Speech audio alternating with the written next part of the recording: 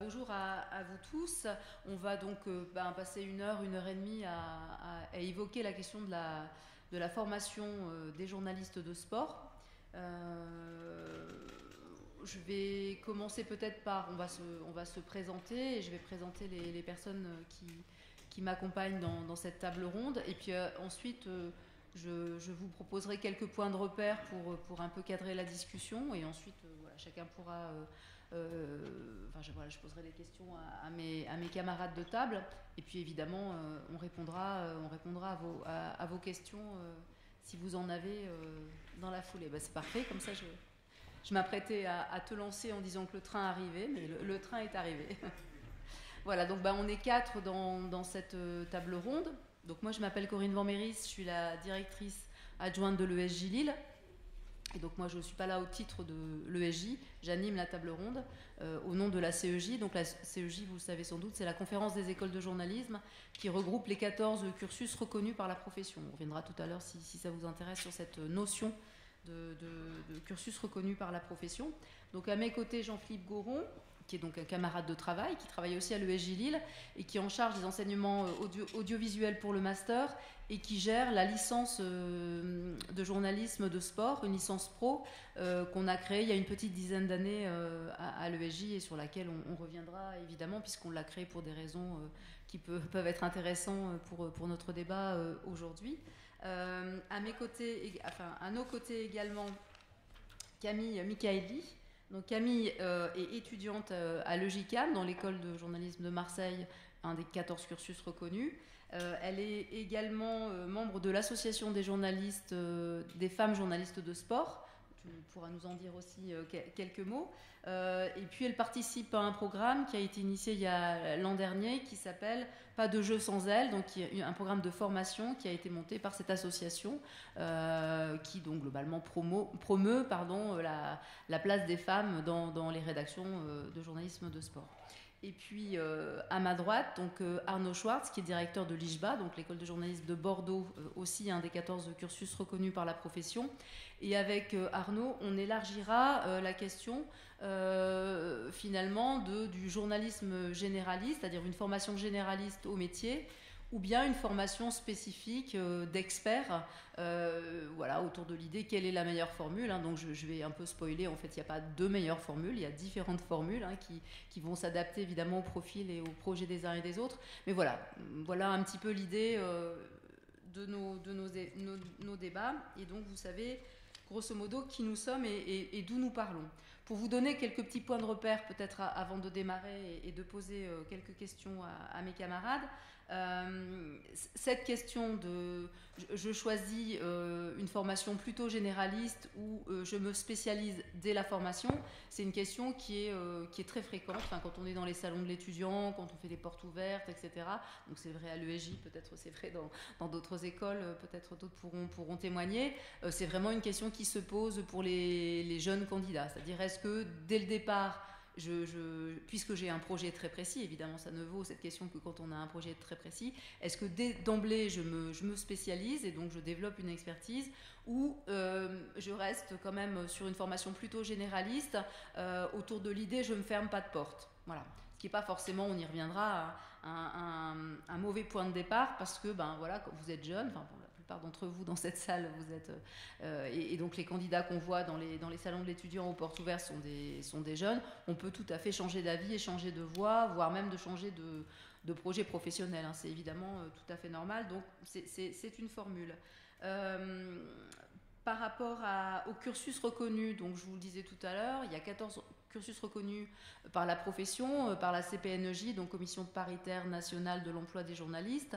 C'est une structure paritaire avec des éditeurs de presse, des patrons de presse et des syndicats de journalistes qui a pour objectif de vérifier que ces cursus reconnus par la profession correspondent dans leurs enseignements à ce qu'on attend dans les rédactions quand on est un jeune diplômé, quand on sort de l'école. Donc la profession, à travers cette reconnaissance, a un œil en fait sur la formation des journalistes et travaille avec les écoles par rapport à ça. Le principe de ces cursus reconnus par la profession, c'est qu'ils sont généralistes et polyvalents. D'accord ? Donc, par définition, dans ces 14 cursus, on ne peut pas se spécialiser dans une thématique, en fait. C'est forcément une formation généraliste. Alors, pour info, dans ces 14 cursus, 12 d'entre eux proposent un master, donc un bac plus 5 en fin d'études, et 2 une licence, donc un bac plus 3 en fin d'études. Donc ça vous donne un autre petit cadre. Et puis, donc, je vais commencer peut-être... par toi, Camille, dans la mesure où toi tu t'es posé, on s'est eu au téléphone il y a quelques temps, toi tu t'es posé cette question puisque ton projet, peut-être tu peux nous le développer un peu, c'était le journalisme de sport, et tu t'es dit est-ce que je fais une formation généraliste ou est-ce que je me spécialise dès la formation? C'est ça. Alors, ironiquement, du coup, j'avais passé l'oral pour faire partie de la LP Sport de l'ESJ. Que du coup, voilà, j'ai atteint les oraux que je n'ai pas eu. Pour autant, je ne suis pas du tout pessimiste en général sur tout ce qui est question d'orientation parce que je pense que on peut s'y reprendre à plusieurs fois. En soi, j'ai fait 2 M1 là et j'ai 22 ans. Donc ça va. Du coup, moi, j'ai très longtemps voulu faire journaliste. Donc on m'avait dit la voie d'or quand tu sors de ton bac, c'est d'essayer de faire des sciences politiques. Donc j'ai fait 1 an d'infocom. Ensuite j'ai été à la Cato à Lille, donc à ESPOL, c'est un espèce d'IEP privé. Donc j'ai fait sciences politiques et relations internationales. Là après j'ai passé donc l'oral pour l'ESJ que j'ai pas eu. Je me suis dit je prends 1 an en master, je me prépare et je passe les concours. Et cette fois j'ai visé, alors non pas une deuxième fois l'ESJ et la LP Pro Sport, mais des cursus généralistes. Parce qu'en fait, je pense que quand on rentre en cursus généraliste, en fait, la spécialisation, on ne nous la propose pas, mais on peut la faire nous-mêmes, en fait. C'est-à-dire qu'en fait, par les sujets qu'on va choisir de couvrir dans l'année, par les contacts qu'on va se faire, moi, j'essaie de faire pas mal de sujets sport. En même temps, Marseille, c'est un peu la ville pour. Et ben en fait, on arrive à se spécialiser. En parallèle de ça, d'être en formation reconnue, c'est un super avantage parce qu'on a accès à des événements pendant l'année. On va voir des médias, on va voir Libération, on va voir plein de trucs. Donc ça, c'est super cool.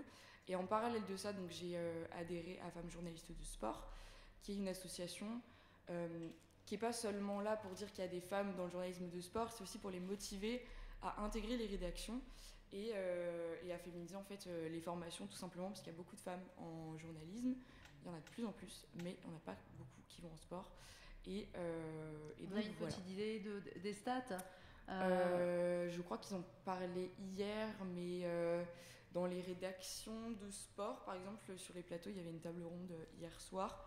Je crois que le temps de parole des femmes en 2023 sur les plateaux de sport, c'est 11%. Donc c'est rien du tout. Et souvent, c'est du bord du terrain. Enfin, du bord de terrain. C'est des questions d'après-match. C'est très très peu d'analyse. Très très peu de fond finalement.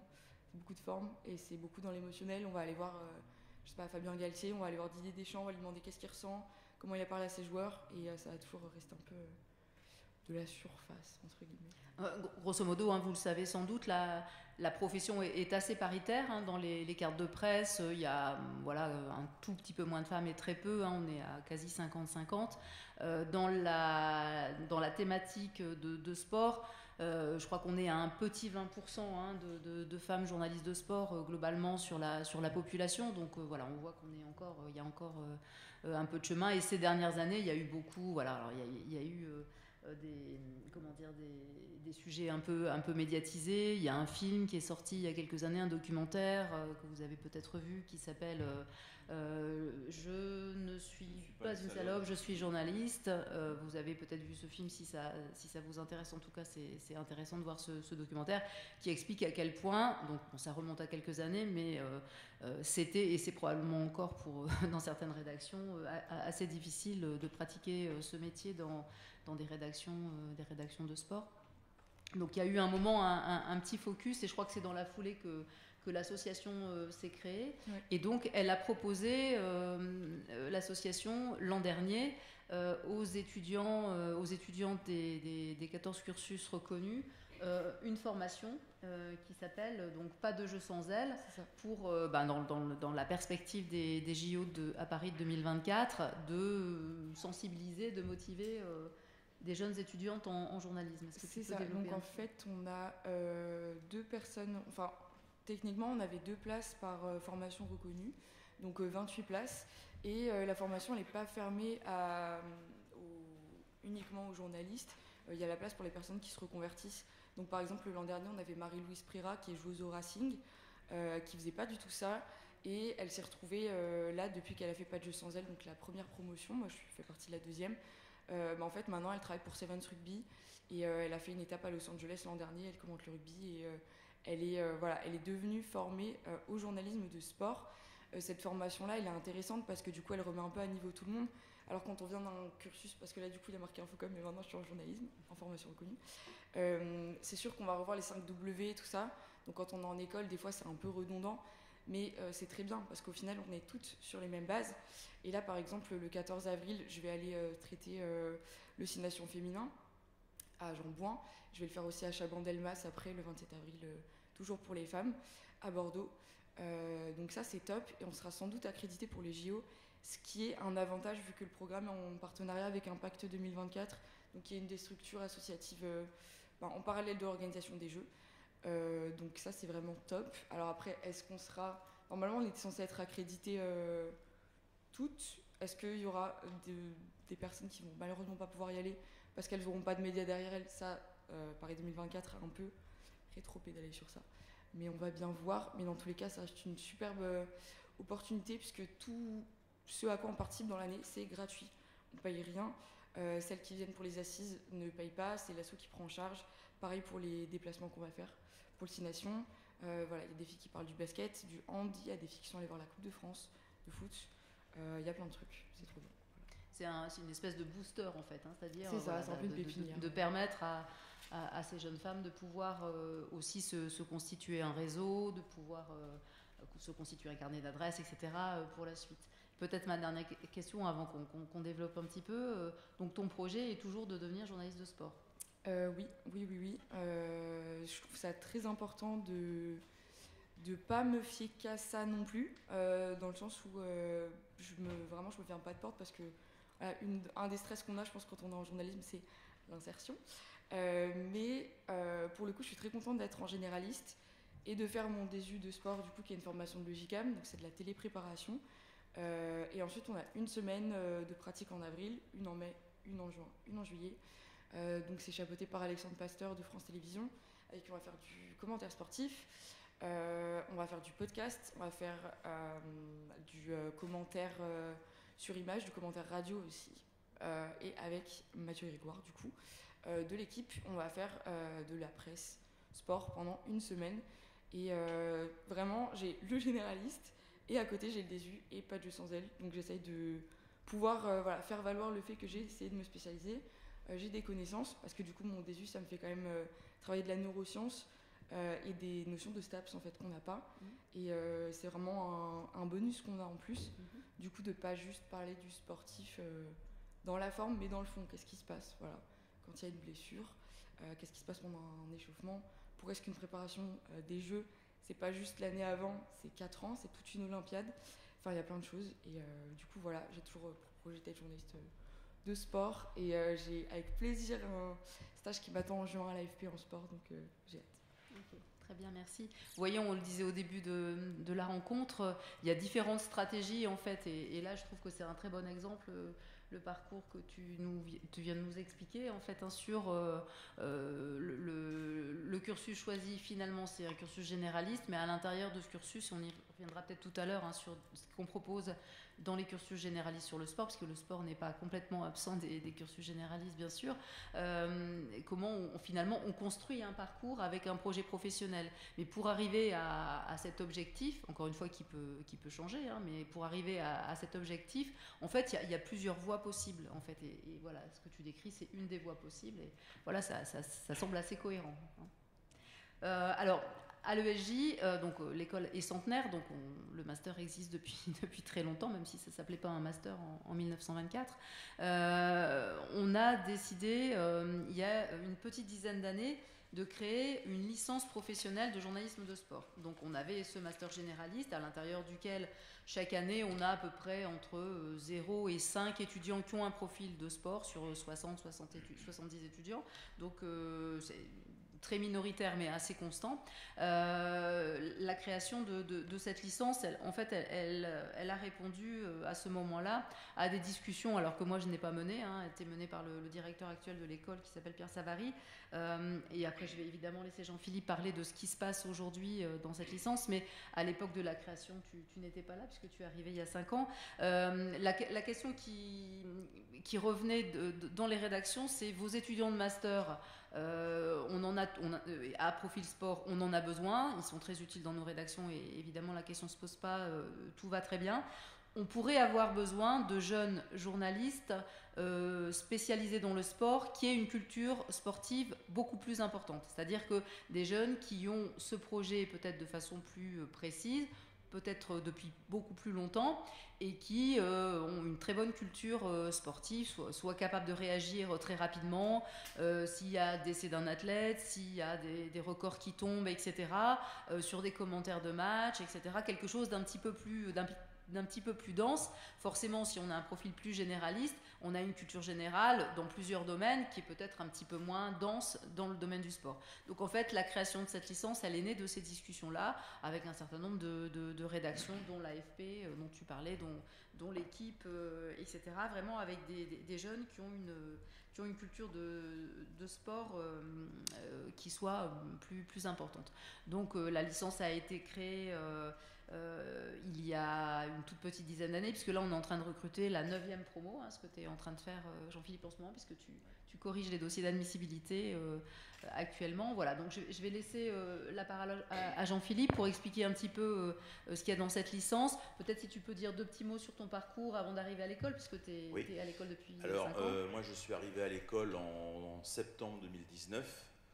Donc moi je vais vous parler comme un vieux parce que j'ai bientôt 60 ans, donc l'eau est passée sous les ponts et dans les rédacs où je suis passé. Mais moi j'ai commencé pas très loin d'ici, j'étais mayennais d'origine. J'ai commencé à l'AFP à Rennes en 87 au moment de la première Coupe du Monde de rugby. Ensuite j'ai fait beaucoup de piges moi à Radio France Mayenne et puis à Ouest France. J'ai fait une première année à l'époque à l'IPJ qui n'était pas encore reconnue par la profession, mais comme ça coûtait une blinde et je voulais pas que mes parents se saignent, donc je n'ai pas fait de deuxième année, donc je ne suis pas diplômé d'une école de journalisme, mais j'ai quand même pu travailler dans le métier, donc ça laisse de l'espoir à tout le monde. Et puis ensuite, j'ai été intégré directement dans le réseau Radio France à Auxerre en 1989. Bon, c'était une autre époque, c'était à l'époque, pour être tout à fait transparent, même si j'avais été le plus mauvais journaliste de la galaxie, j'aurais eu un CDI. À l'époque, les radios se créaient, les radios France et tout ça, donc il y avait besoin de bras, donc on était un peu moins regardant. Ce qui n'est pas le cas, je vous rassure. On était un peu moins regardant sur la qualité, enfin voilà, mais donc j'ai eu la chance, je fais partie de cette génération qui a eu la chance d'arriver à un moment dans un appel d'air qui fait qu'on pouvait bosser. Donc j'ai fait 3 ans à Auxerre, comme je suivais, à Auxerre je faisais de tout, présentation, et j'allais au tribunal, je faisais les procès en assises, je commentais les matchs de la J Auxerre et tout ça. Et par ce fait-là, je bossais beaucoup pour France Inter et France Info, puisque c'était l'époque où Auxerre cartonnait bien, donc j'envoyais énormément de sujets pour eux. Et donc 3 ans après, il y a un mec qui s'est barré et on m'a demandé de venir postuler à France Info. Ce que j'ai fait, je suis resté 8 ans. Au bout de 8 ans, j'ai reçu un appel d'un mec qui était dans sa bagnole qui m'a dit on lance le bouquet satellite TPS, qui était à l'époque TF1 et M6. Je voudrais que vous fassiez un essai avec nous. Alors j'ai dit ok, ça c'est fait. Après, je suis parti à TPS, je suis resté 7 ans. Et puis, à l'époque, je m'occupais, j'étais rédacteur en chef, il y avait tout à faire. Je suis arrivé vraiment dans un désert, il a fallu recruter des journalistes, des consultants. On avait une chaîne qui s'appelait à l'époque TPS Foot, il fallait construire tout de A à Z. Moi, on partait vraiment de rien, mais c'était passionnant à faire. Et puis, quand Canal a avalé TPS en 2007, j'ai eu la chance de faire partie de ceux que Canal a souhaité conserver. Et donc à Canal, je suis resté de 2007 à 2016, d'abord comme journaliste. Moi je bossais beaucoup sur l'équipe du dimanche. Moi, comme je suis irlandais d'origine, j'allais beaucoup faire les matchs du côté de Liverpool, enfin bref. Donc c'était des week-ends qui étaient très chargés parce qu'on partait très tôt, on commentait le match le samedi, éventuellement un deuxième match le dimanche, et on rentrait vite fait pour monter un sujet pour l'équipe du dimanche à 23h. Donc on n'avait pas le temps de se regarder dans le blanc des yeux, il fallait que ça envoie un peu quand même. Et puis au bout de 2-3 ans, on m'a proposé de devenir rédacteur en chef de toutes les émissions de sport, de foot de Canal. Donc là, on m'a demandé de ne plus commenter. Et puis, donc moi, j'ai bossé, j'étais rédacteur en chef de gens que vous connaissez, les Nathalie Anetta, Grégoire Margoton, Stéphane Guy. J'ai été leur rédacteur en chef. J'ai travaillé avec eux pendant 3 ou 4 ans. Et les 3 dernières années, on m'a proposé d'être directeur de la chaîne Infosport Plus, qui était une chaîne qui allait pas très très bien à l'époque. Et donc j'ai eu la chance d'avoir un peu carte blanche pour reformater un peu la chaîne et tout ça. Et mon objectif, à l'époque le patron c'était Cyril Linette, m'avait dit tu as 2 objectifs, c'est de remonter la chaîne et d'identifier dans les jeunes, parce que c'était une rédac avec beaucoup de jeunes, d'identifier dans la rédaction ceux que je vais pouvoir récupérer moi pour, à l'époque il y avait encore Sport Plus, pour Sport Plus, Canal Plus Sport et éventuellement Canal Plus. Donc c'était intéressant de voir ça. Et puis en 2016, quand les Bolloré Boys sont arrivés, j'ai vite compris qu'on n'était pas fait pour travailler ensemble. Je vous passe les détails, mais tout ce qui sort sur Bolloré en interne, c'est vrai. Ça se passe comme ça. Donc voilà, j'ai fait des gens, je suis parti, pas sans rien, mais je suis parti quand même. Et j'ai commencé à refaire plein de piges partout sur Paris.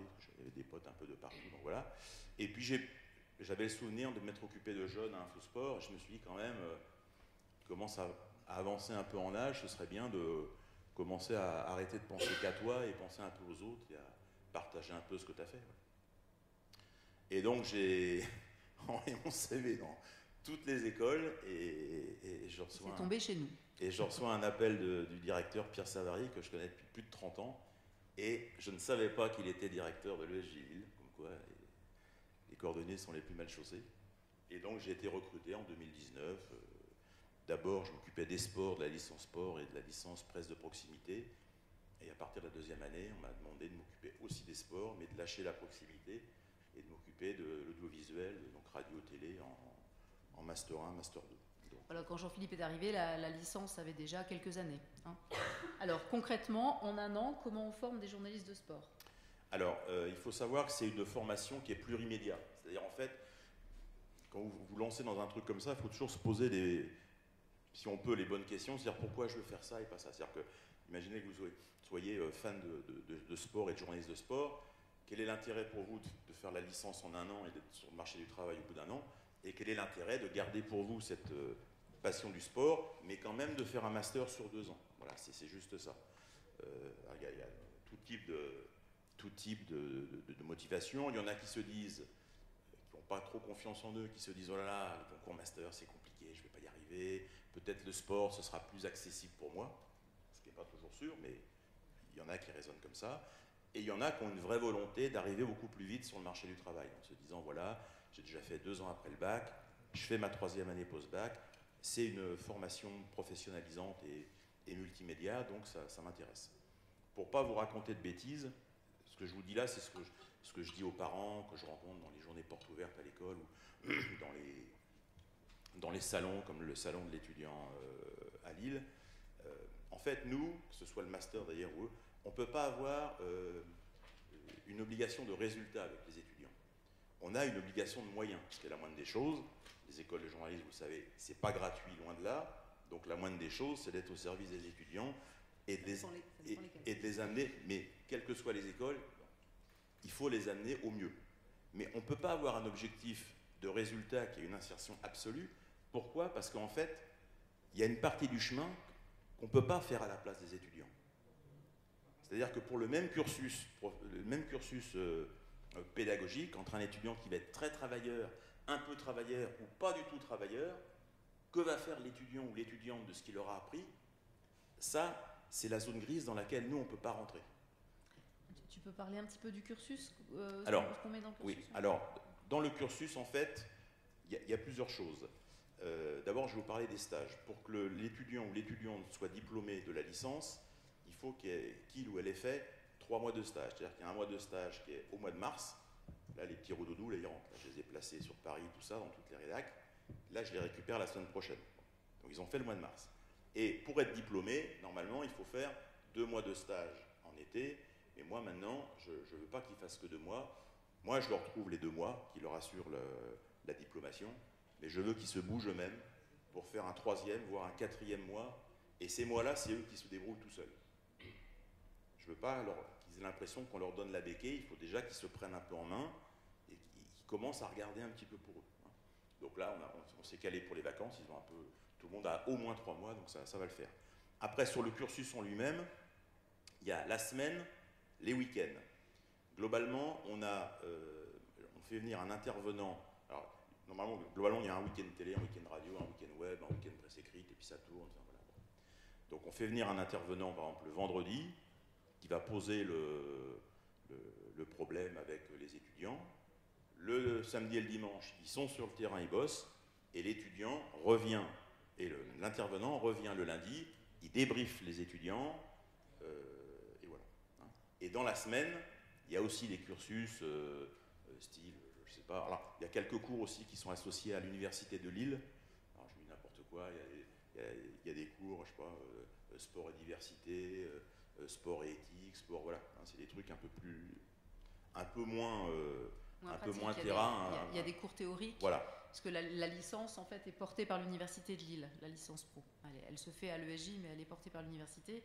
Donc il y a des obligations en termes de nombre d'heures plus théoriques dispensées par des enseignants-chercheurs, notamment. Ce qui n'est pas notre cas, nous, à l'école. Donc voilà, dans la semaine, il y a aussi, on fait travailler. Depuis 3 ans, je fais commenter les étudiants, par exemple, en Ligue des Champions, toutes les semaines. C'est-à-dire qu'on se met dans un amphi, on met un match sur grand écran. Moi, j'ai fait faire une petite bande-son d'un match et je les fais commenter. Puis de temps en temps, je fais venir des intervenants. Là. Grégoire Margoton, que je connais bien, que j'ai côtoyé à Canal, je le fais venir. Il les fait aussi commenter, il les débriefe et tout ça. Voilà, on essaie d'être excessivement pratique. Hein.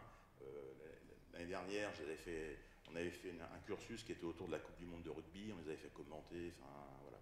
Et le week-end, ils ont le travail que leur demande l'intervenant du vendredi, et en plus, moi je les mets dans des médias ou dans des clubs de la région de Lille, parce que je veux qu'ils perçoivent, ce qui n'est pas toujours clair pour les étudiants, je veux qu'ils perçoivent la différence entre journalisme et communication. Les mômes qui bossent dans un club, ils font de la communication. Ah mais c'est de la com, c'est pas de journalisme. Oui, mais comme ça tu feras la différence. Tu feras la différence. Donc, ils sont dans des clubs, ils font des comptes rendus, des machins. Il y en a qui bossent directement dans les journaux. Tous les ans, j'en ai 4 qui sont à la Voix des Sports, qui font de l'édition le dimanche soir. J'en ai 5 qui travaillent dans un groupe de radio qui s'appelle RCF, Radio Catholique de France. Ils viennent pas avec le missel, hein. Ils font une émission de radio tous les vendredis matins d'1 heure, et qui préparent sur 15 jours, enfin, une émission tous les vendredis. Enfin, voilà. Donc c'est une formation qui est excessivement professionnalisante et qui va se terminer mi-mai avec 3 jours. Généralement, je fais venir un journaliste ou du Parisien ou de l'Équipe et on fait un journal de sport par jour. Mais c'est eux qui font tout, hein, la PAO, enfin tout, la mise en page, enfin, tout, voilà. Et ils font ça. Donc on a gardé un peu le même principe sur cette licence de sport que ce qu'on a sur le master et dans les cursus reconnus. C'est des formations extrêmement pratiques, quoi. On constitue voilà, ce qui se passe en rédaction et les étudiants font, refont et refont les sujets pour arriver à la fin de l'année à être opérationnel pour intégrer les rédactions. J'ai un petit chiffre à vous donner. Alors c'est une étude qui a été faite en 2022, donc il faut qu'on la réactualise, mais je pense que c'est pas complètement différent aujourd'hui. À la sortie de la licence de journalisme de sport, 70% des étudiants travaillent dans un service spécialisé en sport. Donc il y a 30% des jeunes qui sortent de cette licence et qui travaillent pas dans le sport. Hein, donc c'est-à-dire que même en étant formé sur une forme de journalisme d'expertise, on peut aussi après évidemment au gré des opportunités, voilà, aussi travailler. On est avant tout journaliste. Enfin, c'est souvent ce que tu dis, hein, Jean-Philippe. Voilà, on est journaliste, on a une formation journaliste de sport certes, mais on est journaliste et donc pour certains c'est essentiellement dans des titres de presse régionale ou de presse hebdomadaire régionale, des jeunes qui intègrent la rédaction et puis qui finalement ont au départ un poste dans la rédaction de sport et puis après bifurquent, ont envie de faire autre chose ou bien il y a une opportunité et puis voilà, ça c'est une possibilité. Même si nous on les forme évidemment pour qu'ils deviennent journalistes de sport.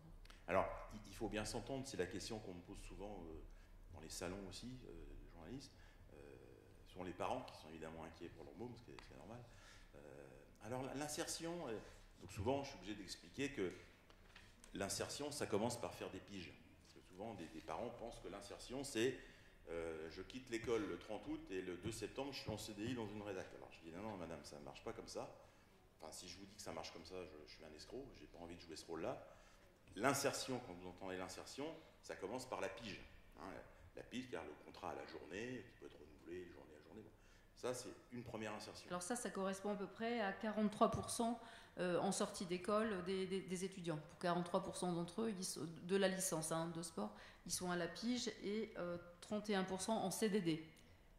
Voilà. Alors tous les ans, sur les promos sport, tous les ans, assez vite, dans les 2 mois qui suivent, j'en ai 2, 3, voire 4 qui sont en CDI. Mais sur des profils très particuliers. J'avais une jeune, de la première promo, elle était venue me voir, elle était inquiète parce qu'en fait, sa passion, c'était les chevaux. Donc elle a souffert toute l'année parce que le foot, elle n'y comprenait rien, tout ça, mais je lui dis, t'inquiète pas, la première de la promo qui va avoir un CDI, c'est toi. Elle me dit, ah bon, bah pourquoi? Ben, je dis, parce que quand tu es spécialiste d'une niche, tu as beaucoup moins de concurrence, et donc tu vas avoir la possibilité de t'épanouir beaucoup plus vite. Elle a été recrutée tout de suite à Paris Turf, je continue à la suivre et tout ça sur les réseaux, elle est en Suède, elle est en Norvège, elle commande des FF et des courses, voilà. Elle est heureuse comme tout. J'en ai un autre qui a 2 ans, fan de bagnole, il a fait 4 mois de stage à l'auto hebdo, il m'a dit si ça se passe bien, on m'a dit que j'allais être intégré, ben, j'ai dit ça va bien se passer, parce que bon, ben, il est intégré. Il y a des petits cursus comme ça, alors je ne sais pas s'il y en a ici qui sont... Si vous êtes branché golf par exemple, globalement vous avez plus de chances d'avoir un CDI rapido que si vous voulez faire que du foot. Quoi. Parce qu'ils veulent tous faire Grégoire Margoton, mais Grégoire Margoton, il y en a un. Donc il faut... Dans les proportions, il faut bien être conscient du milieu dans lequel vous vous lancez, c'est juste ça. Hein. Ok, donc après vous aurez sûrement des questions à poser, on va passer donc avec toi Arnaud au cursus donc, généraliste des 14 cursus reconnus. La part, peut-être pour commencer, la part de sport qu'on peut y trouver, qui est variable, et comment ça se fait d'une école à l'autre. On a fait un petit tableau entre nous et on a rempli, enfin pour une partie d'entre nous, le tableau, et on a une petite visibilité de ce qui se fait dans chacune des écoles. Et puis peut-être plus généralement, au-delà du sport, est-ce qu'il faut se spécialiser ou pas quand on veut se former au journalisme? Absolument. Oui, donc je voulais juste préciser à Jean-Philippe donc, que certaines écoles de journalisme reconnues par la profession étaient gratuites. Et c'est bien ce qui fait notre spécificité, c'est qu'au sein de la CEJ, il y a tous les modèles, et donc à la fois des écoles privées payantes, des écoles publiques également payantes et des écoles publiques gratuites. Enfin, vous ne payez que les droits universitaires. Effectivement, donc, à l'occasion de l'organisation de cette table ronde, nous nous sommes penchés au sein de la conférence des écoles de journalisme que tu as présentée tout à l'heure, un petit peu plus précisément sur ce que nous proposions en termes de formation dans les cursus généralistes autour du sport. Alors effectivement, tu le disais, le tableau est assez contrasté. Mais je crois qu'on peut dire que de toute façon, à minima, il y a un regard qui est porté dans chaque école sur le sport, comme sur d'autres rubriques incontournables de tout journal généraliste. Donc nos étudiants sont évidemment sensibilisés à la couverture de la rubrique internationale, de la rubrique société, etc. Et de l'environnement, de la science, etc. On va en reparler de la science peut-être après. Et évidemment également à la question du journalisme sportif. Alors, selon les écoles, ça peut aller de modules de quelques jours jusqu'à des choses qui sont un petit peu plus développées. Mais ce qui est sûr, c'est que le sport n'est pas absent de cet environnement d'enseignement généraliste du journalisme, avec évidemment les grands fondamentaux du journalisme qui se retrouvent quel que soit le sujet sur lequel on se penche, et puis des approches plus spécifiques qui sont faites, on appelle ça dans notre jargon les approches rubriques en fait, avec des modules de cours qui sont davantage centrés sur telle ou telle spécialité. C'est important d'avoir cette approche par rubrique à minima, parce que, effectivement, même si les réflexes journalistiques sont les mêmes partout, il y a, selon les sujets sur lesquels on travaille au quotidien, un jargon, une culture générale à développer, effectivement, etc. Donc, il y a quand même des choses qui sont... Et puis après, il peut y avoir aussi des choses qui sont très spécifiques au traitement. Voilà. Par exemple, le commentaire, c'est très spécifique au journalisme sportif. Le commentaire d'événements en direct, c'est un savoir-faire à acquérir qu'on ne retrouve pas forcément, dont on n'a pas forcément besoin quand on se penche sur d'autres sujets. Si à l'inverse, je prends l'exemple du journalisme culturel, il faut acquérir cette capacité à l'exercice critique, voilà, qui est un exercice journalistique très particulier et qu'on ne va pas forcément retrouver dans d'autres, comme un besoin professionnel dans d'autres secteurs. Donc voilà, donc il faut comme ça, à minima, pouvoir se pencher sur les spécificités de telle ou telle rubrique. Après, évidemment, dans la vie de chaque école, j'ai envie de dire, il y a aussi la place faite à tous les projets qui sont un peu périphériques par rapport aux cours et à la maquette, ce qu'on appelle dans notre jargon d'enseignant la maquette des cours, hein, c'est-à-dire qu'est-ce qu'on va vous enseigner, combien d'heures et à quel moment de l'année. Et bien là, il y a évidemment aussi toute une vie dans l'établissement qui est sollicitée par des médias qui organisent leurs bourses et concours, par des partenariats avec des médias locaux qui ont besoin parfois de renforcer le week-end en sport leurs effectifs, et donc ça peut donner lieu aussi à des collaborations pour un certain nombre d'étudiants. Donc il y a tout un environnement qui est un peu spécifique à chaque école et qui fait que le sport, pour revenir à cette rubrique en particulier, peut prendre aussi de l'importance au-delà du volume d'enseignement propre en première année ou en deuxième année. Et donc là, évidemment, si je prends l'exemple de l'IJBA, nous sommes chaque année, comme d'autres écoles, hein, mais très engagés. On a tous les ans, nous aussi, une cohorte d'étudiants qui sont très attentifs et très engagés dans, par exemple, le prix l'équipe Explore, voilà, qui est un projet d'école collectif, et donc qui demande une organisation spécifique, un engagement spécifique, voilà. Bon. Et donc voilà, ça, ce sont des aventures aussi qui permettent aux étudiants et aux étudiantes qui sont plus spécifiquement intéressés par le sport de s'engager plus avant dans cette activité-là, qui peut aussi participer de leur début de spécialisation, un petit peu comme Camille nous en faisait le récit tout à l'heure.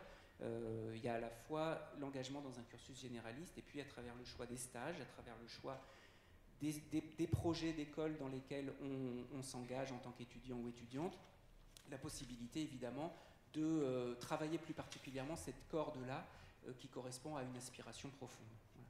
Donc évidemment, ce qui se passe pour le sport peut se passer pour d'autres choses. Je parlais de la culture à l'instant, mais ça peut être aussi dans d'autres aspects. Évidemment, aujourd'hui, tout ce qui est de l'ordre de la transition écologique, de la crise climatique, etc., intéresse énormément nos jeunes journalistes.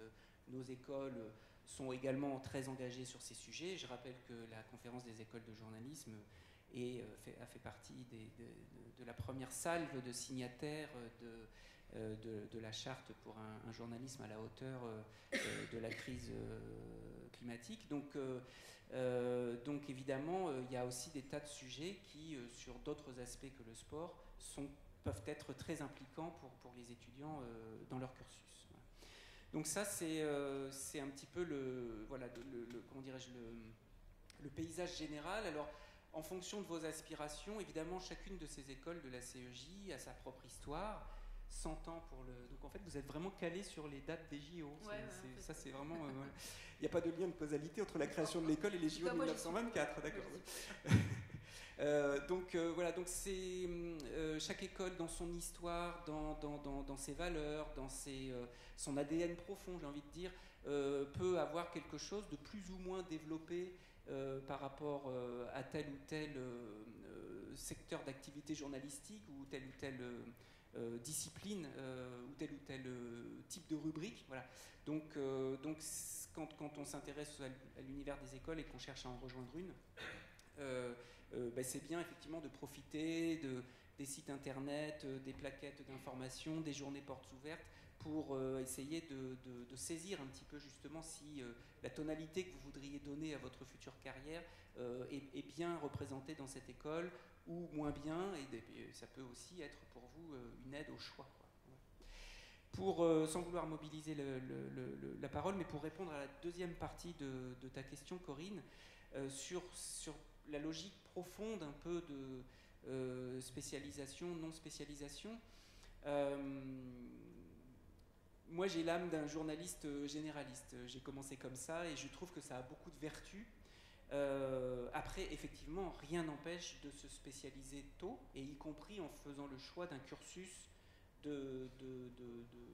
qui justement n'est pas généraliste comme ces 14 cursus reconnus par la profession, mais un cursus plus spécialisé d'entrée de jeu. Où il est l'enjeu, en fait?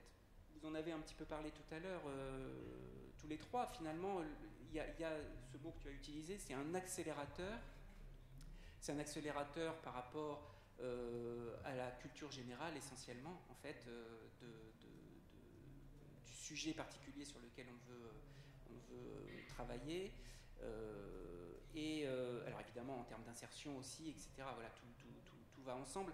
Mais qu'est-ce qu'on cherche? On cherche en fait une culture profonde de la chose. Voilà, et comme tu le disais très bien, Corinne, tout à l'heure, soit on a une culture généraliste, et donc forcément avec une granulosité moindre, hein, sur un certain nombre ou une pixelisation, pardon, pour prendre peut-être moindre sur tel ou tel sujet, mais on est plus vaste en panorama, ou alors on fait le choix d'aller dans une granulosité fine sur tel ou tel aspect. C'est finalement sur le temps de la formation, à quoi est-ce qu'on veut donner la priorité. Alors moi je trouve que Camille détient la martingale, en fait, en quelque sorte, puisque à la fois elle reste dans la volonté et dans la préoccupation d'avoir le panorama large et une culture générale, j'ai envie de dire, et puis en même temps elle prend soin de suivre son aspiration et déjà d'acquérir une granulosité fine sur le sport. Je trouve que finalement, du point de vue de la spécialisation, la question du sport n'est pas celle qui me paraît la plus, comment dirais-je, la plus stratégique ou la plus nécessaire. Il y a, je pense, d'autres aspects de la culture générale qui peuvent aujourd'hui être assez problématiques dans l'exercice du métier de journaliste. Et là, je voudrais prendre l'exemple de la science. Voilà. Parce qu'une culture générale sportive, on peut l'avoir à 18 ans parce qu'on est obsédé par ça, on peut l'avoir à 25 ans parce qu'on en fait un objectif, pardon, je ne veux pas te vieillir ou... J'ai que 22 ans. 22 ans, on peut l'avoir à 22 ans parce qu'on se place dans cet objectif et que c'est une stratégie raisonnée, personnelle, etc.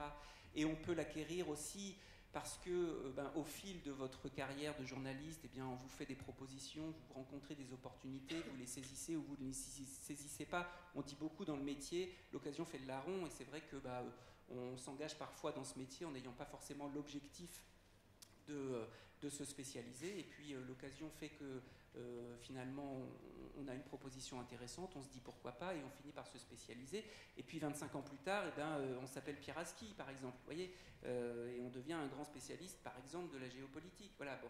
Donc d'ailleurs c'est un compatriote de l'ESJ, n'est-ce pas, Pieraski? Non, c'est pas il donne des cours chez vous, hein, c'est ça, voilà, c'est ça. Donc voilà, mais au final, voilà, ça reste une question, un petit peu de jargon professionnel, et puis surtout de culture générale approfondie. Et ça, on peut toujours l'acquérir dans une vie professionnelle. En revanche, si on prend l'exemple d'une discipline, j'ai envie de dire, comme la science, si on veut, vous avez en tête évidemment la nature extrêmement stratégique pour le coup, hein, d'avoir des journalistes dans les rédactions qui ont une bonne culture scientifique. pour être capable de parler des défis d'aujourd'hui, ne serait-ce que le défi environnemental et climatique, qui passe évidemment par une bonne compréhension d'un certain nombre d'enjeux scientifiques. À l'inverse, je pourrais vous parler de l'enjeu énergétique avec la place de l'atome. Bon, ben, si on n'a pas une culture scientifique un peu profonde, il est plus difficile d'aborder de manière pertinente un certain nombre de sujets. Et là, quand je parle de culture scientifique profonde, c'est pas juste de la connaissance, c'est aussi intimement maîtriser les ressorts du raisonnement scientifique. Voilà. C'est maîtriser intimement la connaissance de ce qu'est un atome ou une courbe voilà, qui obéit à telle fonction pour décrire le mouvement du réchauffement climatique. Voilà. Donc évidemment là, ça demande quelque chose qui est de l'ordre de l'acquisition disciplinaire profonde avec une vraie colonne vertébrale et pas seulement l'accumulation de connaissances d'autodidactes. Vous voyez ce que là, mon propos ne vise nullement à dévaloriser une culture par rapport à une autre, mais il y en a une qui peut s'acquérir un peu, je dirais, sur le tas, et il y en a une autre où, même en essayant de l'acquérir sur le tas, on n'arrivera jamais à franchir un degré de compréhension intrinsèque parce qu'on n'aura pas fait des études, tout simplement, spécialisées sur ce secteur. Je pense que là, c'est une conviction toute personnelle dont je vous fais part, mais je pense que là, il y a une ligne de partage qui montre que la spécialisation précoce sur certains sujets peut vraiment, du point de vue de ce que les journalistes ont à apporter à la société,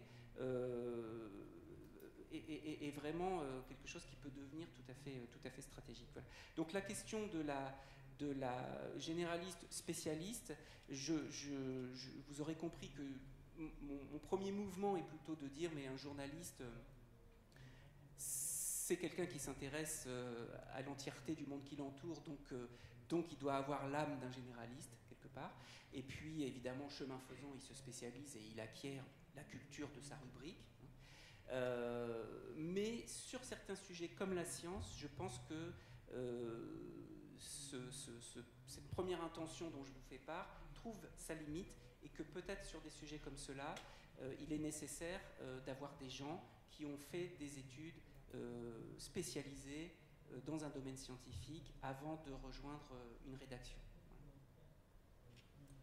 Effectivement, sur ce sujet, pour peut-être poursuivre un peu sur les questions de sciences, nous, on avait aussi une formation spécifique pour des profils scientifiques, pour les former comme journalistes en un an. Et il y a 2 ans, on a fait le choix de les intégrer au master généraliste pour leur permettre de se former de façon plus précise et plus importante et sur tous les médias donc en 2 ans. Donc une formation d'1 an qu'on a transformée en une formation en 2 ans. Et on souhaitait, et donc ça rejoint un peu ton propos, on souhaitait aussi que par leur présence dans le master généraliste et par capillarité, si je puis dire, ils puissent aussi intéresser les autres étudiants qui n'étaient pas du tout des profils scientifiques à ces questions-là. En fait, au moins on développait une petite appétence, sinon évidemment en avoir une expertise comme eux, hein, bien sûr, mais qu'il puisse y avoir et que globalement on monte en compétences sur les questions scientifiques, sur la culture générale scientifique, l'ensemble de nos étudiants. Et la question que tu évoques, elle se pose chaque année quand on recrute. Ces étudiants-là spécifiques pour rejoindre la spécialité de sciences à l'intérieur de notre master, c'est est-ce qu'on prend uniquement des scientifiques, auquel cas on répond effectivement à ce que tu soulèves, c'est-à-dire avec cette culture et cette connaissance des questions scientifiques qui est bien en amont, qui vient du lycée, qui est vraiment ancrée et qui permet effectivement de pouvoir bien appréhender ces sujets-là qui sont complexes, de pouvoir ne pas avoir peur de lire des revues scientifiques, etc. Qu'il n'y a pas de manier des chiffres, etc. Donc c'est pas le cas de tous les étudiants en journalisme. Ou est-ce qu'on se dit que des profils un tout petit peu plus généralistes, mais avec un fort intérêt pour les sciences, ils ont aussi leur place. Et tous les ans, on a ce débat, hein, je crois qu'on peut le dire, et il n'est pas tranché pour l'instant. Mais effectivement, on est sur certaines spécialités, il y a un besoin d'expertise qui ne peut pas effectivement s'acquérir aussi vite que dans d'autres domaines. Oui, c'est un peu comme l'économie aussi, qui est avec les scientifiques, l'autre grand profil qui manque dans les rédactions, c'est des profils d'économistes, donc des gens qui ont une connaissance intime de cette discipline, de son histoire, mais pas seulement, et qui savent manier des chiffres et qui savent ce que les chiffres veulent dire intimement, j'ai envie de dire. Hein. Ce qui est souvent reproché aux journalistes, hein, qui est voilà. Mais c'est vrai que il y a deux manières de faire de l'économie. Peut-être que dans vos études, d'ailleurs, vous avez déjà été confronté à ces deux manières. Il y a une manière avec des chiffres, et là, on perd beaucoup de monde, et il y a une manière littéraire de faire de l'économie. Mais c'est pas la même chose que de la manier avec des chiffres ou que d'essayer de la comprendre simplement de manière littéraire. Voilà. Et c'est un peu la différence, je dirais, entre des journalistes généralistes qui vont faire du journalisme scientifique et puis des scientifiques avec cette formation propre, enfin cette colonne vertébrale, j'ai envie de dire, en termes de formation disciplinaire, qui vont être capables ensuite de faire du journalisme. Et tu as raison de dire, le débat n'est pas tranché, puis j'ai envie de dire, ne le tranchons pas finalement, parce qu'on a besoin de profils très variés, donc on a besoin de gens qui viennent avec leurs connaissances scientifiques extrêmement profondes dans les rédactions, mais on a aussi besoin de gens qui peut-être seront moins en acuité sur la compréhension intime de la science, mais qui sauront très bien transmettre les enjeux. Pendant longtemps, d'ailleurs, les rédactions ont fait le choix de recruter des scientifiques, des gens qui avaient fait des études de sciences, mais qui n'étaient pas formés au journalisme. Et la formation au journalisme, elle se faisait sur le tas dans les rédactions.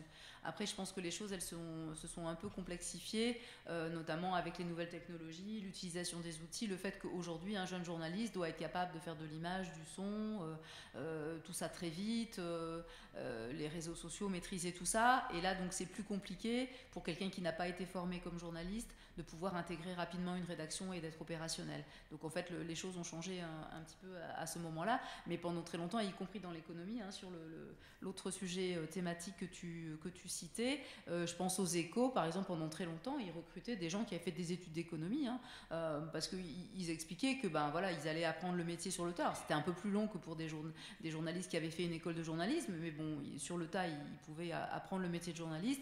Par contre, voilà, quelqu'un qui avait un bac plus 5 en éco, ça se rattrapait pas aussi facilement, ça s'apprenait pas sur le tas en fait. C'est un choix, voilà. Et puis effectivement, ce qui est très important, c'est la question de la diversité. Effectivement, les rédactions, elles essayent de choisir aussi des profils de jeunes journalistes qui viennent évidemment des écoles reconnues, mais aussi des gens qui ont fait des études peut-être un peu plus poussées dans l'un ou l'autre domaine et qui vont apprendre le métier directement dans la rédaction. Il y a encore toute cette possibilité et effectivement, c'est heureux.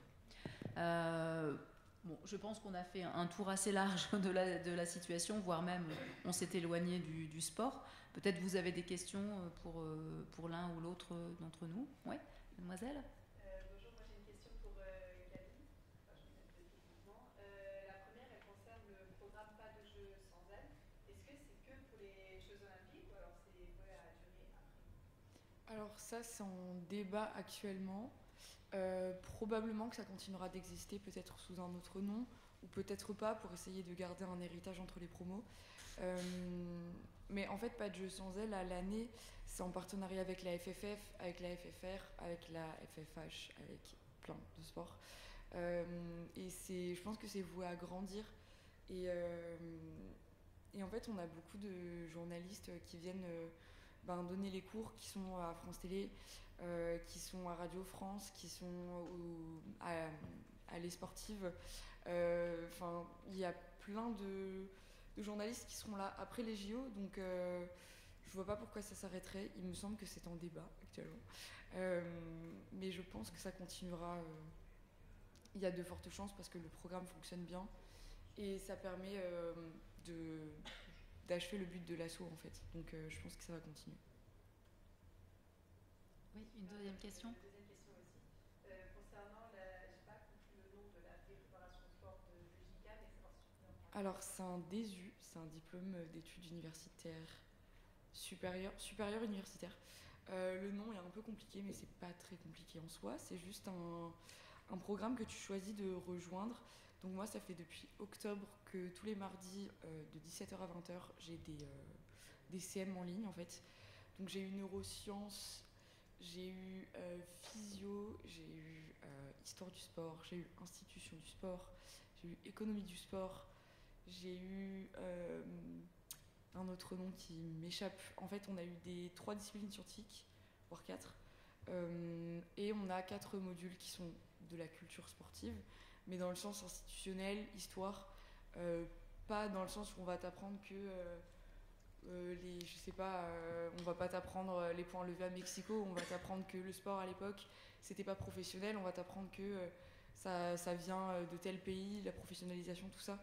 En fait, c'est juste pour que tu puisses comprendre les ressorts un peu au-dessus de tout ce que tu perçois dans le monde du sport. Moi, je sais que par exemple, le sport, ça m'intéresse, mais ça m'intéresse aussi de pouvoir te parler du financement du sport, pourquoi est-ce qu'il y a des scandales financiers, de faire de l'investigation autour de ça, et de voir d'autres sujets qui sont annexes, mais à la fois, si tu débarques et que tu n'as jamais entendu parler de sport, tu ne pourras pas en parler. Donc c'est pour ça que le DSU, il est pas mal, je trouve. Ça, comme je le disais tout à l'heure, en fait, ça t'apporte une connaissance scientifique que pas tout le monde n'a forcément. Moi, j'ai fait un bac S, mais c'est pas pour autant que je peux t'expliquer, comme un étudiant de STAPS t'expliquerait des phénomènes. Donc c'est pour ça que c'est cool. Et surtout, les profs qu'on a, c'est pas du tout des journalistes, pour en tout cas ces matières-là. C'est des doctorants en sciences du sport. Et donc c'est trop bien parce que tu peux leur poser des questions et ils t'apprennent à vulgariser. Voilà, quand on leur dit et quand ils entendent encore dans des courses d'athlétisme, oh là là, mon Dieu, ils n'arrivent plus à courir, c'est les lactiques, c'est faux, ça n'existe pas, c'est pas ça. Et en fait, voilà, c'est des trucs qui vont venir nous dire, ne dites pas ça quand vous travaillerez. Mais c'est cool, en vrai, c'est vraiment sympa. Et c'est un très bon complément. Moi, je me verrais pas faire que ça. Je suis très contente d'être en master généraliste. Donc voilà, c'est un bon complément à côté.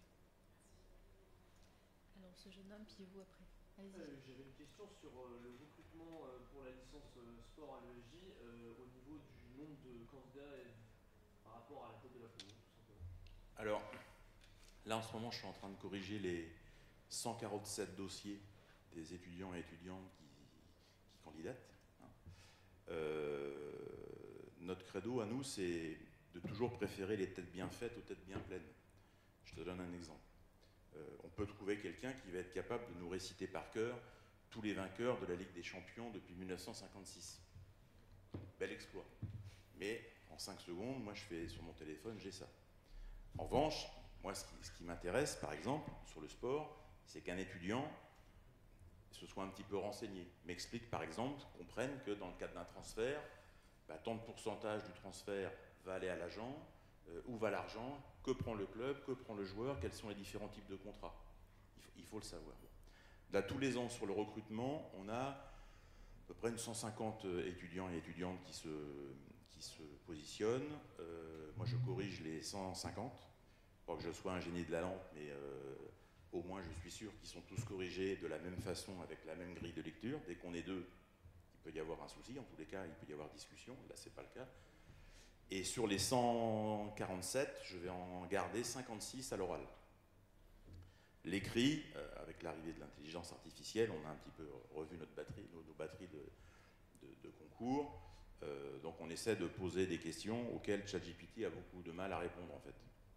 Parce que moi, je n'ai pas envie de recruter ChatGPT, j'ai envie de recruter des humains, des garçons et des filles qui ont envie de faire ça. Bon. Donc là, je suis en train de corriger ça. Et ceux qui iront à l'oral, là, on va plus aller les chercher sur les connaissances de sport, d'histoire du sport, de règles du sport. Moi, j'aime bien les confronter à des cas pratiques, voir un petit peu comment ils se positionnent. Et je leur dis à chaque fois, il n'y a pas de bonne ou de mauvaise réponse. Moi, ce qui m'intéresse chez ces jeunes-là, c'est leur capacité à raisonner, RAI, à raisonner. Et on voit tout de suite, hein, très très vite, on voit tout de suite ceux qui sont dans les clous et ceux qui sont un peu, qui ont une vue un peu idéalisée du métier. Hein. Et puis sur ces 56 à l'oral, on en prend 15 dans la promo. Cette année, on a la chance d'avoir 6 jeunes filles sur les 15. On en avait 4 jeunes filles sur les 15. On en avait recruté 6, mais 2 ont choisi, qui avaient été prises dans un master en parallèle. On préférait faire un master. Souvent, quand on discute avec les parents dans les salons, c'est les parents qui trouvent qu'il y a un peu plus de sécurité à faire sur 2 ans, parce que voilà. Et après, chacun vit sa vie, il n'y a pas de problème. Mais en tous les cas, l'intérêt de ça, c'est que je vois qu'il y a de plus en plus de filles qui sont intéressées par ça. Moi, j'ai connu les rédactions de sport, quand tu étais une fille, c'était l'enfer. Moi, ma grande pote, c'est Nathalie Yanetta, je l'ai connue à Canal. dans la rédaction, ça pouvait être l'enfer pour elle, seule avec 35 mecs. Il faut s'imaginer ce que ça peut être au quotidien. Bon, donc il a fallu qu'elle soit courageuse aussi pour y arriver. Et pourquoi 15 globalement, et c'est vrai pour nos autres filières, et c'est vrai aussi dans les autres écoles, on adapte nos effectifs à ce qu'on estime être notre possibilité d'insérer sur le marché du travail les étudiants, puisqu'effectivement, on a pas mal de candidats, on pourrait tout à fait faire une promo de 30 ou 40, enfin, évidemment, on y arriverait en tant qu'enseignement. Par contre, on ne pourrait pas insérer avec autant de qualité chacun des étudiants. Donc, on se limite à 15, ce qui permet de tous les insérer en sortie d'école, quoi. C'est un peu ce qui prévaut à la réflexion. Vous aviez une question ? Oui, c'est une question peut-être plus qu'on va poser à un historien du journalisme en France, mais c'est consistant dans votre intervention en disant peut-on choisir une formation sport ou généraliste, mais de ce fait qu'il n'y en a pas. Moi, je considère que la LP, c'est juste quelque chose qui contourne la règle, et Camille, tu l'as dit, tu l'as tenté, tu n'as pas réussi, du coup, il n'y a plus de formation sport. La question, c'est est-ce que c'est pas plus systémique en France, en lien avec toutes les journalismes de spé. Vous l'avez rappelé aussi, en France, par exemple, il n'y a que 2 masters de journalisme culturel qui ne sont même pas dans les 14 écoles reconnues.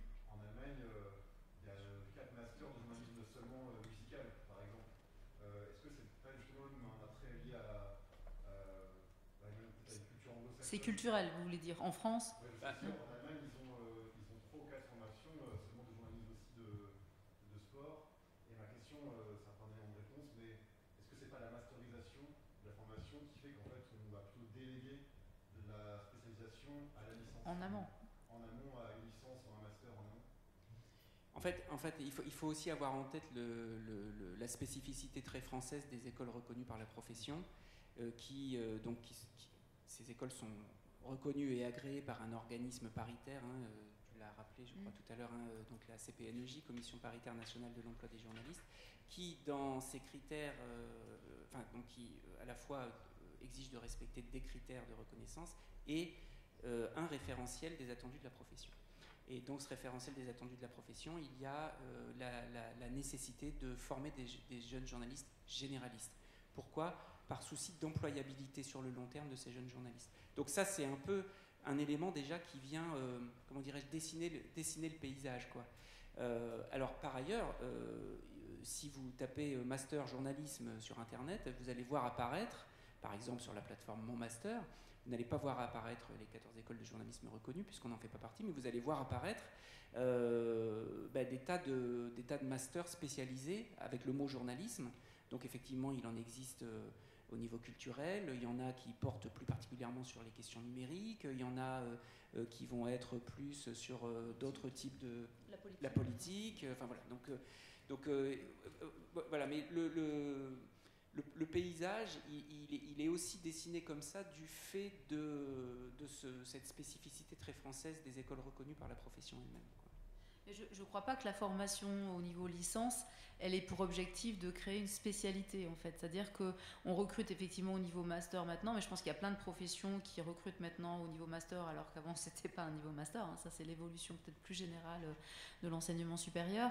Le niveau licence, pour nous, c'est plutôt un socle de fondamentaux, de culture générale, un niveau universitaire, enfin voilà, un niveau en fait, et avec effectivement pas mal quand même de jeunes qui ont plutôt fait des études de sciences politiques, tu en parlais tout à l'heure, qui ont une formation qui leur permet de comprendre le monde qui nous entoure, quoi, globalement. Alors après, il y a des cas spécifiques à l'intérieur avec des jeunes qui peuvent faire une licence de langue très spécifique, enfin évidemment, ils sont tout à fait les bienvenus aussi dans nos écoles, c'est pas ça, mais l'objectif de ce fameux bac plus 3 avant d'intégrer un master, c'est plutôt ça, c'est plutôt un niveau universitaire minimum et une culture générale qui est d'un niveau bac plus 3 en fait. Et je pense que l'expertise après, si expertise il y a, elle va soit arriver en parallèle des études comme Camille a pu le décrire, ou alors sur la base d'une passion, d'un centre d'intérêt qu'on va développer par ailleurs. Tu parles de musique, par exemple.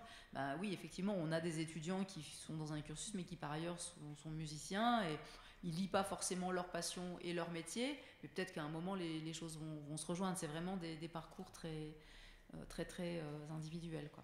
Ce que tu voulais dire, c'est qu'en fait, vous n'aviez pas vraiment le choix. C'est-à-dire qu'en fait, les formations sont plutôt des formations généralistes. C'était ça un peu la question. Oui, parce que c'est plus systémique en France, le système qui fait qu'il n'y a pas de formation liée spécifique à l'analyse de spé, contrairement au monde de Il peut y en avoir parce que effectivement il y a 14 écoles reconnues. Alors non, évidemment nous ici privilégions ce moyen d'accès à la profession, mais il y a beaucoup de journalistes, enfin de gens qui deviennent journalistes sans avoir fait forcément un cursus reconnu par la profession. C'est-à-dire que parce que justement peut-être leur expertise qui est aussi liée à leur parcours universitaire, qui va parfois bien au-delà du master, hein, des doctorants, des gens qui ont fait des thèses, etc. et qui après travaillent dans un domaine spécifique qui est leur domaine d'expertise comme journaliste en fait, soit dans des revues spécialisées, soit voilà, il y a les journalistes qui, par exemple les journalistes médicaux, ceux qui traitent de la santé, certains ont fait des études de médecine, par exemple, et là on rejoint le niveau d'expertise, effectivement. Traiter de la rubrique santé dans un média quand on n'a vraiment aucune formation, c'est un défi. Salomé Saké, d'ailleurs, qui est une très bonne journaliste, elle n'a pas fait d'école reconnue. Hein. Pourtant, elle fait la rubrique économique à France Info, à Blast. Donc je pense que sa spécialisation, ça l'a poussée justement à être prise en rédaction, parce que, en fait, elle est très efficace dans son travail, elle travaille très bien. Je pense qu'il y a des exceptions, quand même, en vrai. Alors, il y avait une question là, et puis après vous. Allez-y. Oui, c'est une question qui est assez complémentaire de la précédente. On parlait de spécialisation et je trouvais ça intéressant parce que moi, pour avoir fini ma formation, j'ai toujours eu la sensation pendant mon master en école reconnue que en fait, la spécialisation en sport, elle était mise de côté, elle était un petit peu mal considérée. Est-ce que la CEJ, elle n'a pas aussi un rôle à jouer là-dedans en instaurant peut-être, je sais pas, des semaines obligatoires en sport, parce que c'est pas le sport, en tout cas le journalisme de sport, c'est pas que du commentaire de match, ça peut être aussi c'est assez transversal. On parle du traitement des violences sexuelles, on peut parler aussi il y a plein de sujets en fait. Et du coup, est-ce que la CEJ, elle n'a pas un rôle à jouer là-dedans, ou alors est-ce qu'il faut forcément laisser la liberté à chaque école de faire son programme, quitte à ce que le journalisme du sport il soit alors, oui, donc je vais peut-être te laisser répondre sur la CEJ puisque tu es vice-président, secrétaire général. Pardon, secrétaire général, et Pascal Guéné qui est dans la salle est le président de la CEJ. Mais simplement les écoles n'ont pas la liberté de faire ce qu'elles veulent à l'intérieur. Il y a un cursus, il y a un référentiel. Tout à l'heure, Arnaud en a parlé. C'est-à-dire qu'il y a des attendus en fait en termes de formation. Et après. Et on peut peut-être quand même s'en féliciter, il y a une certaine liberté, une marge de manœuvre. Je bouge un peu parce que je voudrais vous regarder.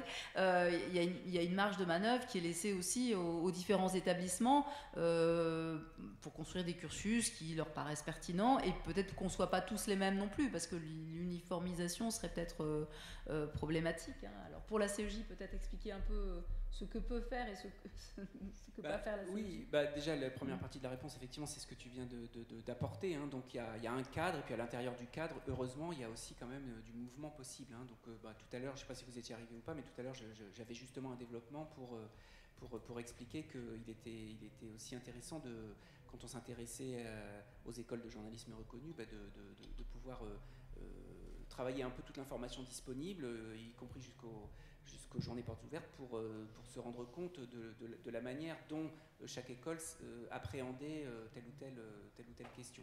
Et de toute façon, ce qui est sûr, c'est que toutes les écoles reconnues se doivent de respecter ce référentiel. Et sur l'autre aspect, on a le président là, donc Pascal, si tu veux prendre la parole, vraiment n'hésite pas. Mais la CEJ est très aidante, en fait. Dès que l'association, par exemple, des femmes journalistes de sport s'est constituée, elle a très rapidement pris contact avec nous à la CEJ, et très rapidement c'est devenu un sujet pour nous. On a échangé à ce propos, on a relayé évidemment auprès de nos écoles l'initiative dans laquelle Camille est engagée actuellement, et nous avons à peu près tous des étudiants qui sont engagés dans cette initiative. Donc voilà, donc je veux dire, je pense qu'il n'est pas exact de dire que le sport est mal considéré dans nos écoles, etc. Je pense que voilà, on accueille et chaque année on a des candidats, puis des candidats et candidates, puis des étudiants et des étudiantes qui arrivent avec cette appétence pour le journalisme sportif, et on leur fait place en fait, hein, donc voilà, de la même manière qu'on en a d'autres qui arrivent avec une appétence pour le journalisme culturel ou pour moins, mais voilà, par exemple le journalisme scientifique, ceux-là on les cherche très fort. Mais on leur fait place, et c'est pas un journalisme du tout déconsidéré, hein, voilà. Par contre, c'est vrai que dans nos écoles qui sont donc écoles, en tout cas cursus qui sont généralistes, on va sans doute avoir tendance à rappeler à des étudiants, des étudiantes qui ne voudraient vivre leur cursus généraliste uniquement qu'à travers le prisme du sport, qu'on attend d'eux autre chose. Voilà. Et c'est ce que, par exemple, Camille évoquait très bien tout à l'heure. Elle disait, moi, je ne veux pas non plus être enfermée dans le sport, et je suis très heureuse d'être dans un cursus généraliste, parce que je veux aussi continuer à rester ouverte à autre chose. Ben, c'est ce qu'on attend de nos étudiants. Et c'est vrai que ça, on va leur faire remarquer si on note une tendance chez eux à vouloir absolument s'enfermer dans le sport alors qu'ils sont dans un cursus généraliste. Alors, je vais prendre le contre-pied de ce qui vient d'être dit. Il y a un côté très généraliste dans les écoles qui est assumé. Bon.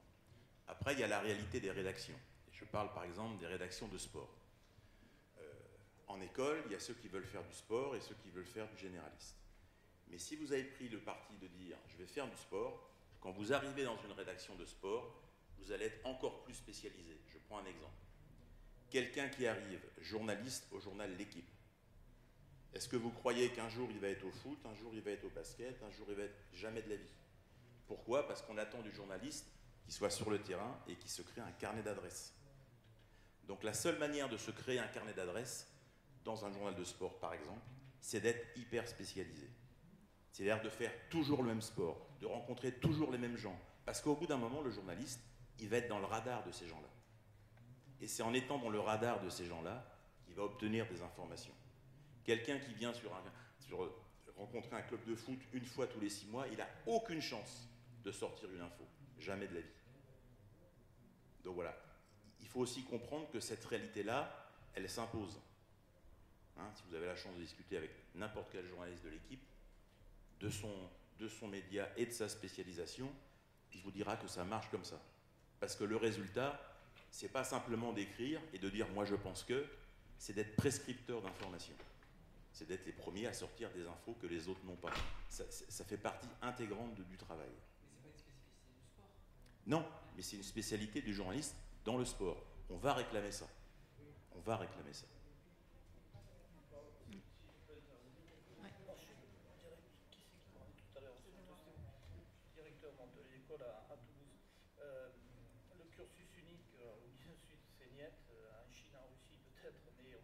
Pas nous demander de faire tous la même chose, on a le tronc commun, et à partir de là, justement, il y a une diversité, et pour les étudiants, c'est plus intéressant. Et ensuite, j'entends ce que vous dites sur les thématiques, à part que le problème, c'est que les thématiques, et qu'à partir de là, on ne peut pas nous demander non plus de traiter, en fonction de l'intérêt des uns et des autres, chaque sujet. On aurait de toute façon pas matériellement le temps, parce qu'on parle, on parle de scientifique ou économie. Là, l'économie, vous avez dit déclinaison, dans le scientifique, vous en avez 50, donc on ne peut pas. Nous, on part du principe qu'un journaliste, par définition, de par sa formation, mais aussi surtout de lui-même, il est capable de s'intéresser à tous les sujets. Après, il va avoir une appétence plus forte sur un sujet ou sur un autre, mais on ne peut pas nous demander de faire 50 ou 100 spécialités. C'est matériellement de toute façon pas possible. D'accord.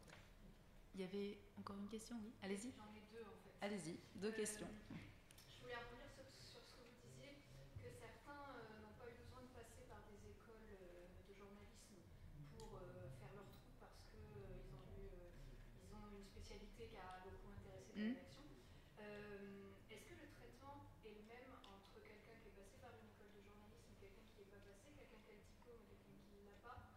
pour le recrutement, pour le salaire, pour la reconnaissance? Il y a quelques éléments, et encore une fois, nous, on promeut plutôt le fait de passer par une école reconnue, hein, c'est-à-dire qu'il y a effectivement une garantie de qualité d'enseignement, ça c'est certain. Après, les médias sont des entreprises, elles recrutent qui elles souhaitent recruter en fonction de la manière dont elles veulent construire leur rédaction, de comment elles veulent faire évoluer leur projet éditorial, etc. Donc évidemment, c'est très bien que ça se passe comme ça. Il y a un élément, quand un journaliste sort d'une école reconnue, c'est la période de stage. Pour sa carte de presse, elle est réduite à 1 an alors que normalement c'est 2 ans. Et donc ça a des conséquences sur les grilles de salaire, en fait. Et après, il y a des médias, notamment, je pense à l'audiovisuel, et en particulier l'audiovisuel public, qui a tendance à recruter quand même essentiellement dans les cursus reconnus. C'est plus compliqué, je pense, d'intégrer France Télévisions ou Radio France. Voilà, ça arrive évidemment, hein, il y en a plein, on trouvera plein de contre-exemples, hein, mais c'est plus compliqué aujourd'hui d'intégrer ces médias-là sans être passé par une école reconnue. Ils ont un système de bourse d'accès. Il y a aussi un élément dont on n'a pas parlé du tout depuis le début de notre discussion, c'est l'apprentissage qui s'est énormément développé dans les écoles de journalisme. Donc même chose, hein, vous êtes dans une école, dans un cursus généraliste et vous faites votre apprentissage à l'équipe. Forcément, vous développez en parallèle une expertise dans le sport. Et donc là, les médias recrutent aussi beaucoup par ce biais-là, en fait, hein, en proposant des apprentissages, dont pouvoir tester des jeunes journalistes éventuellement. Alors, ce n'est pas l'objectif de la formation, hein. L'apprentissage, c'est faire sa 2e année ou son cursus complet en alternance. On n'est pas du tout obligé de rester dans le média. D'abord, le média ne recrute pas forcément cette personne-là, et l'étudiant ou l'étudiante n'a pas forcément envie de rester dans ce média-là après son apprentissage, hein, donc c'est pas systématique.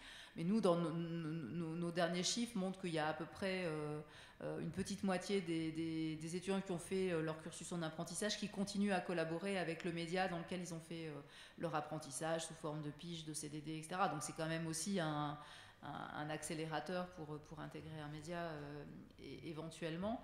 Donc voilà, on peut se dire quand même que c'est bien qu'il y ait différentes possibilités pour les rédactions, enfin qu'il y ait une forme de diversité dans la manière dont on compose les rédactions, que tous les journalistes ne viennent pas du même endroit, hein. C'est d'ailleurs un reproche qui est parfois fait aux écoles et plus globalement aux formations, aux diverses formations. Mais effectivement, sortir d'une école reconnue pour intégrer certains médias, c'est quasi systématique aujourd'hui. Ma deuxième question était pour Camille. Vous parliez du DESU. On peut y accéder, parce que vous disiez que c'était des cours en ligne. On a besoin de faire partie justement d'une école pour accéder à ça ou pas? Alors en fait, c'est proposé par le JICAM. Donc en fait, si tu veux, si tu es déjà étudiant AMU, tu ne payeras pas la formation. En fait, c'est des droits universitaires. Par contre, si tu n'es pas en formation initiale, donc continue, par exemple, c'est le cas d'une autre adhérente de l'association qui le passe, Stéphanie Friedman, par exemple. Les journalistes à l'Alsace, elle a je ne sais pas combien d'années de carrière, elle est déjà professionnelle, mais elle veut enfin pouvoir dire qu'elle est journaliste sportive, journaliste de sport, voilà, ça dépend des formulations. Elle, par contre, c'est son entreprise qui a financé en partie, parce que l'année elle est payante en fait si tu es en formation continue, vu que tu n'es plus étudiant, tu es professionnel en formation. Mais par exemple, moi j'ai rien payé de plus. Le JICAM c'est une école publique, donc c'est gratuit. En plus je suis boursière, donc j'ai pas payé les droits de fac, donc moi c'est vraiment gratuit de A à Z. Mais c'est pour ça que je l'ai fait aussi, parce que je me voyais pas le refaire dans 2-3 ans en étant professionnel et en repayant. Voilà, mais il y a des gens qui sont pas le JICAM et qui vont intégrer du coup comme Stéphanie, donc c'est tout à fait possible. Voilà. Après il faut pouvoir être sur Marseille une semaine en avril, une semaine en mai, une semaine en juin et en juillet pour pouvoir venir faire les cours de pratique sur place, mais sinon n'importe qui peut intégrer. Ah oui, il n'y a pas que la partie voilà, c'est ça. C'est le principe d'un DU en fait, hein, je pense, c'est le principe d'un DU universitaire que toutes les universités proposent en fait, hein. Est-ce qu'il y a d'autres questions ?